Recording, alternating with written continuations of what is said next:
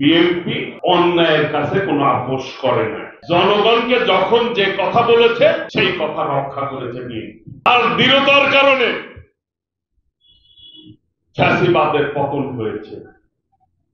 এই ফ্যাসিবাদের দোসররা, এই ফ্যাসিবাদের একজন অবৈধ মন্ত্রী, অবৈধ সংসদ সদস্য এই টাঙ্গাইলে, তিনি বলেছিলেন বিএনপি যদি আমাদের সাথে সমঝোতায় যেত, নির্বাচন করত, তাহলে বিএনপি নির্যাতন ভোগ করতে হতো না, এত নেতা জেলে যেতে হতো না। বিএনপি অন্যায়ের কাছে কোনো আপোষ করে না। কাজেই বিএনপি আল্লাহর রহমতে এই দেশে টিকে থাকবে। আপনারা অনেকেই হারিয়ে যাবেন, কারণ ধোঁকাবাজির রাজনীতি বিএনপি করে না। আর এটা ওইটা না, কাপড় ধোয়ার একটাই সলিউশন, চাকা অল ইন ওয়ান। জনগণকে যখন যে কথা বলেছে সেই কথা রক্ষা করেছে বিএনপি।